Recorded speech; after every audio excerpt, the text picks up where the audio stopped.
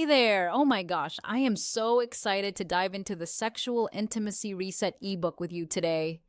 You know what? This resource is a total game changer for couples who've been wondering why that spark sometimes just fizzles out during intimate moments. And here's the best part, it's packed with practical tools that actually help you maintain that closeness you're craving. So, throughout this preview, I'm going to walk you through the key pages, give you a real feel for what's inside, and show you exactly how this can transform your relationship. Ready? Let's do this. Okay, let's jump right into the journal prompts section. Can I just say, self reflection is absolutely one of the most powerful tools you have for understanding your intimacy patterns.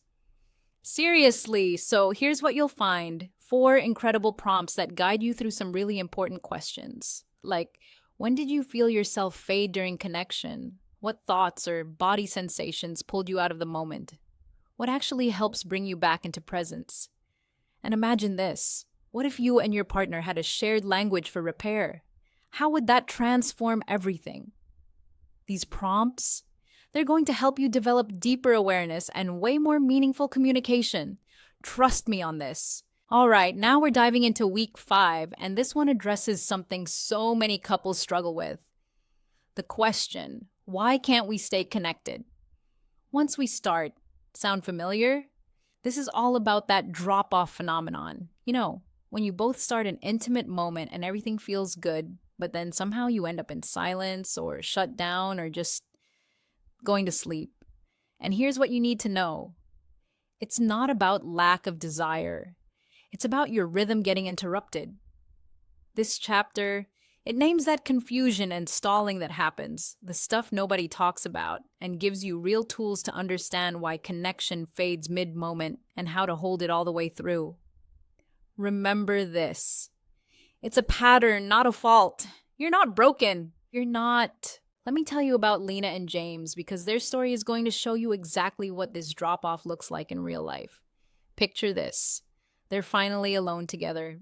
Dishes done, kids asleep, phones on silent. James kisses Lena's shoulder and she smiles, resting her hand on his chest. Everything feels soft, warm, easy, perfect, right? But then she hesitates, not visibly, just enough that her body tightens slightly. And James, he feels it, but he doesn't say anything. He just pulls back, just enough to let her breathe. Then James asks, "Did I miss something?" And Lena responds so gently, "No, I just lost it. For a second." James nods. "Me too." So they lay there, close but cautious. The heat was there, the intention was there, but something about the rhythm had just slipped. And here's the thing: this wasn't rejection, it wasn't fear, it was just a sudden disconnection that neither of them had language for. Does this sound familiar? Now, Sharon's expert breakdown is where things get really eye opening.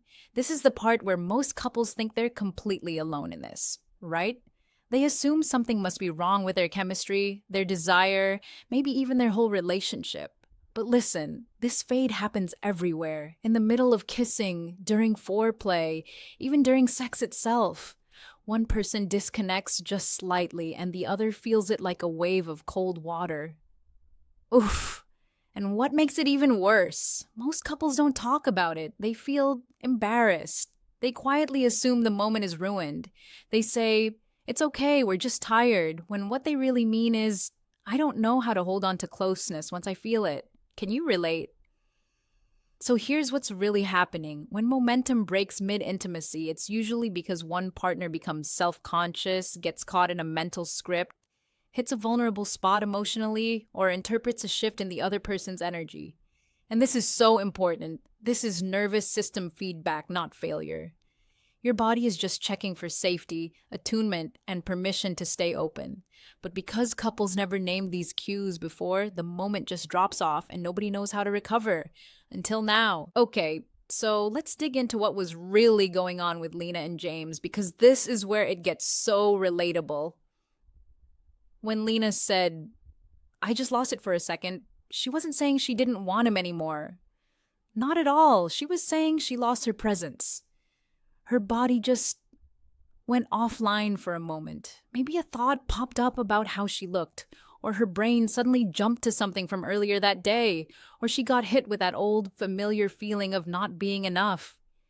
You know that feeling, right? And James? He didn't push because here's the thing, neither of them had words for what was happening, so they both just froze. Not rejected, not angry, just unsure, stuck in that awkward silence.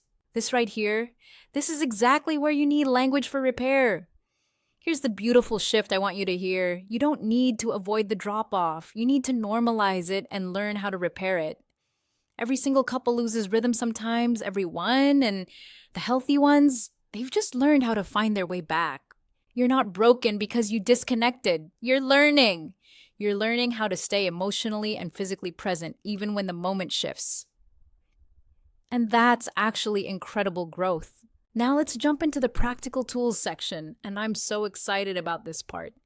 These are your foundational practices, the ones you can actually start using today to keep that connection alive. First up, name the success. After any moment of intimacy, emotional or physical, just say something out loud.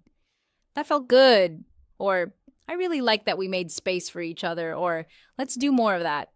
Simple, right? But so powerful. Second, create a weekly debrief ritual. I'm talking just 10 minutes. Ask each other, what worked this week? What helped us feel closer? What's one thing we can build on? This keeps you aligned and responsive to each other instead of drifting apart. Third, and this one's a game changer, make a "we did that" list. Document what's actually working. Those tiny wins count. Tuesday, bath night, write it down. That phrase you agreed not to use that helped you stay connected, add it. Holding each other without talking. Yes, that goes on there too. Let it grow, and when you're feeling stuck, pull it out and remind yourselves of what you've already figured out together. And fourth, don't wait for disconnection to rebuild. This is huge. Protect your momentum. Keep the rhythm going when things are good, especially then. These tools help you stay proactive instead of always playing catch up.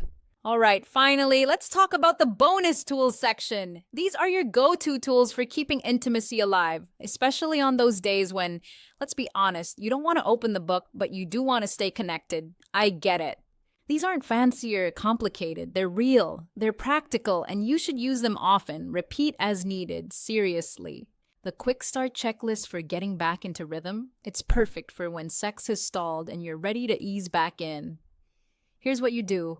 Pick a day this week to reconnect, even if it's just talking. Protect your prep time by blocking off 2 hours with absolutely no tasks. Decide together if this is going to be touch-focused, talk-focused, or completely open-ended. Check in with each other.